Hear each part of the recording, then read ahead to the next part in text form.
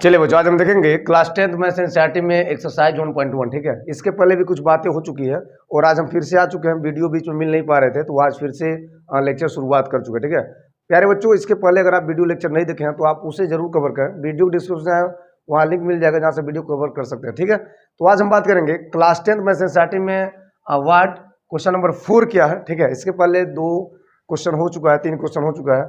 आप उस लेक्चर को जरूर कवर करें। इस वीडियो लेक्चर का अगर मजा लेना है, फायदा उठाना है तो। ठीक है, यस। तो बच्चों सबसे पहले क्वेश्चन पढ़ते हैं। यस, आपके स्क्रीन में दिख रहा है, कह रहा है कि यूक्लिड विभाजन प्रमेयिका का प्रयोग करके दर्शाइए कि किसी धनात्मक पूर्णांक का वर्ग किसी पूर्णांक m के लिए 3m या 3m+1 के रूप का होता है। बहुत गजब बात है कि यूक्लिड विभाजन प्रमेयिका, इसके पहले लेक्चर में बताया जा चुका है। पूरा यूक्लिड विभाजन का भंडाफोड़ किए हैं। यस, उसमें कोई दिक्कत है नहीं बच्चों। अगर a और b, वास्तव में होता क्या है कि a और b कोई इंटीजर है तो वहाँ पे यूक्लिड विभाजन प्रमेयिका कहता है कि a = bq + r। ठीक है, अगर a और b क्या है, कोई इंटीजर है तो वहाँ पे क्या होता है, यूक्लिड विभाजन प्रमेयिका a = bq + r। ठीक, अब ये कंडीशन पूरा बताई जा चुकी है पहले लेक्चर में। ठीक है, तो यहाँ पे करना क्या है, आपको बताना है कि किसी धनात्मक पूर्णांक, मतलब किसी भी धनात्मक पूर्णांक का वर्ग ऐसा फॉर्मेट बने पूर्णांक m के लिए कि वह 3m दिखे या तो 3m+1 का दिखे। ठीक है, तो इसके आधार पे एक क्वेश्चन भी बताया जा चुका है। किसी पूर्णांक के लिए वाट किसी विषम पूर्णांक का फॉर्मेट आता था 3q या 3q+1 या 3q+5 के रूप का होता था। ठीक है, तो उसी प्रकार ऐसे भी करना है। बस यहाँ पर अंतर है कि यहाँ पे वर्ग की बात हो रही है, वर्ग कैसे करेंगे। ठीक है, वर्ग ले बच्चों, सॉल्यूशन की बातें हैं तो सॉल्यूशन में सबसे पहली बात क्या लिखेंगे, यहाँ पे कुछ लेटेस्ट करना पड़ेगा क्योंकि कह रहा है कि धनात्मक पूर्णांक का वर्ग। तो सबसे पहले आप धनात्मक पूर्णांक मान लेंगे, फिर उसका वर्ग प्रयोग करेंगे और वर्ग करने के बाद आपको m के रूप देना है, m का जो फॉर्म देना है वो 3m या 3m+1 का होना चाहिए। तो बच्चों सबसे पहले क्या करेंगे, यूक्लिड विभाजन को सेटिस्फाइड करने के लिए आप लिखेंगे माना। क्या लिखेंगे, माना वाट ए कोई क्या है, धनात्मक, सिंपली ए कोई धनात्मक पूर्णांक है। ठीक है, और बी के फॉर्मेट में लिखेंगे बच्चों b = क्या हो जाएगा, 3 हो जाएगा क्योंकि यहाँ पे 3 की बातें हो रही है, 3m या 3m+1 की बातें हो रही है। ठीक है, अब क्या लिखेंगे, अब लिखेंगे यहाँ पे वैल्यू फॉर r या by Euclid division lemma, by Euclid's division lemma. ठीक है, यूक्लिड विभाजन प्रमेयिका से वाट a = bq + r होता है। अगर हम बात करते हैं वैल्यू फॉर r की बात करते हैं, वैल्यू फॉर r की बात करें तो आप भर सकते हैं 0 1 2 3। राइट, करना क्या बच्चों, यहाँ पे सिंपली क्या करना है कि r का मान लेटेस्ट करना पड़ेगा। ठीक है, r का मान कुछ भरना पड़ेगा, 0 से उठाते हैं तो a = हो जाएगा जो कि धनात्मक पूर्णांक आप माने हैं। ठीक है, b के स्थान पे क्या भरेंगे 3। ठीक है, और यहाँ पे q होगा प्लस r के फॉर्मेट में क्या भरेंगे 0। ठीक है, अब बच्चों यहाँ पे करना क्या है कि यहाँ पे ये वर्ग की बातें कर रहा है कि किसी भी धनात्मक पूर्णांक का वर्ग, तो पहले आपको वर्ग करना पड़ेगा। राइट, तो चलिए वर्ग करते हैं। तो यहाँ आप लिखेंगे स्क्वायरिंग बोथ साइड। क्या लिखेंगे, स्क्वायरिंग बोथ साइड। ठीक है, स्क्वायरिंग बोथ साइड, दोनों पक्षों का वर्ग करने पर तो क्या हो जाएगा, a² = हो जाएगा वाट 3q का स्क्वायर करेंगे तो यहाँ पे कुछ ऐसा 3q का स्क्वायर हो जाएगा। बच्चों यहाँ आप लिख सकते हैं a² = वाट 3 × 3q का स्क्वायर। राइट, और यहीं पे हम चाहते हैं डायरेक्ट लिख सकते हैं a² = वाट 3 और इसको पूरा मान लेंगे कि ये एक फॉर्मेट है, m का फॉर्मेट है, ये m के बराबर है। ठीक है, कुछ ऐसा सिंपल ही, कुछ नहीं करना।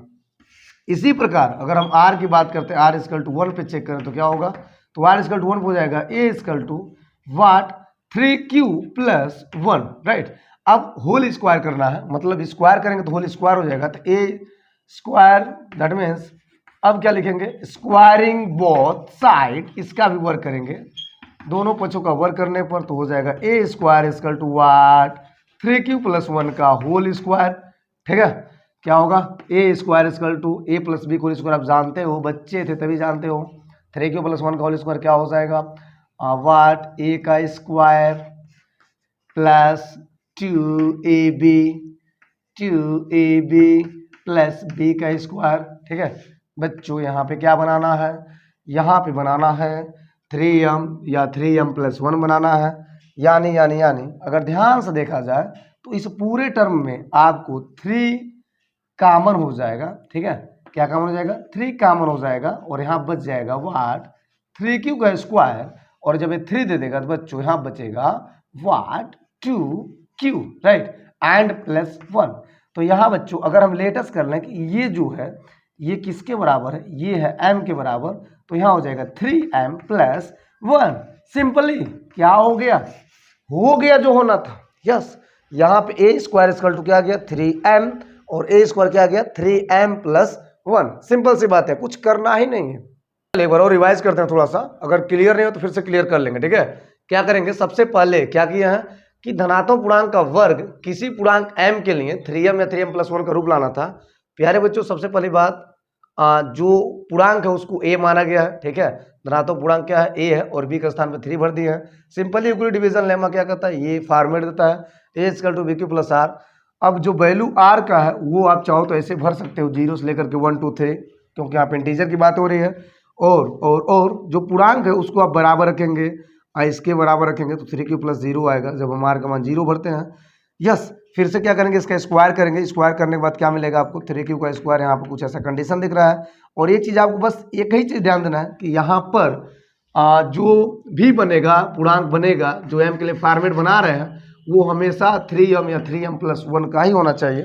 दैट मीन्स वो जिद कर रहा है कि 3m का रूप आए, यानी 3 के बाद जो भी टर्म आएगा उसको हम लेटस कर लेंगे, उसको हम लेट कर लेते हैं। क्या लेट कर लेते हैं, जो यहाँ पे 3q का स्क्वायर है वो सिंपली m के बराबर, क्या है, वो सिंपली m के बराबर है। तो जहाँ पे 3q का स्क्वायर वहाँ पे क्या भरे हैं, m भरे, ठीक है। इस प्रकार आपका a का स्क्वायर, मतलब a का स्क्वायर क्या है, तो a है क्या, a है कोई धनात्मक पूर्णांक, तो a का क्या किया स्क्वायर, तो a का स्क्वायर यानी कि धनात्मक पूर्णांक का वर्ग, धनात्मक पूर्णांक का वर्ग यानी पूर्णांक m के लिए 3m आ गया।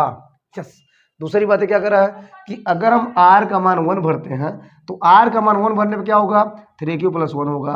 सिंपली दोनों और स्क्वायरिंग करेंगे तो स्क्वायरिंग करने के बाद क्या होगा a का स्क्वायर यानी धनात्मक पूर्णांक का वर्ग 3q प्लस 1 का whole square. Simply whole square करेंगे और यहाँ से 1 को किनारे रख करके दोनों टर्म से क्या किया है 3 को कॉमन लिए हैं, बचा क्या 3q का स्क्वायर प्लस वाट 3 दिया 2q बचा। और यहाँ बच्चों सिंपली यहाँ से लेकर के यहाँ तक जो ब्रैकेट लगाए हैं इसको क्या माने, फिर से एक इंटीजर माने हैं m माने हैं, तो सिंपली क्या हुआ 3m प्लस 1। ये भी क्या है, ये भी a स्क्वायर है, मतलब ये भी उस धनात्मक पूर्णांक जो आप माने उसका वर्ग है। तो हमेशा धनात्मक पूर्णांक का वर्ग m के लिए, पूर्णांक m के लिए क्या आएगा 3m या 3m प्लस 1 का ही रूप आएगा।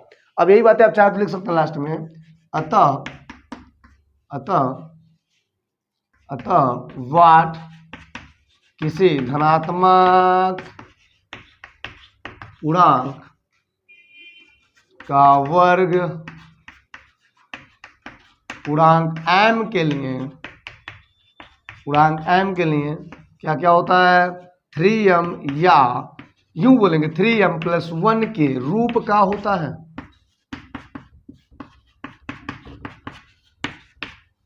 यस, तो ये रहा आपका सिंपली सॉल्यूशन, ठीक है प्यारे बच्चों। सेम ऐसे ही इसके अगला क्वेश्चन है जो क्वेश्चन नंबर 5 है, एकदम सेम है। यहाँ पे वर्ग है तो वहाँ पे क्या करना है, वहाँ पे क्यूब करना है। यस, तो आप चाहे इसी के आधार पे सेम क्वेश्चन नंबर 5 भी कर सकते हैं, जैसा कि आप देख रहे हैं आपके स्क्रीन पे दिख रहा है क्वेश्चन नंबर 5। वाट कह रहा है कि युगल विभाजन प्रमेय का प्रयोग करके दर्शाइए कि किसी धनात्मक पूर्णांक का घन 9m प्लस 1 या 9m प्लस 8 के रूप का होता है। प्यारे बच्चों सेम प्रक्रिया है, सेम प्रोसेस है, सेम नियम है, same rule and same concept है। अंतर ये है कि आपका थोड़ा सा कैलकुलेशन में इधर का उधर होगा, यानी कि यहाँ पे वर्ग किए थे तो वहाँ पे क्या करना है घन करना है। मुझे लगता है ये होमवर्क में छोड़ना चाहिए और आप करोगे। यस, कमेंट करें और बताएं कि आज का लेक्चर कैसा रहा।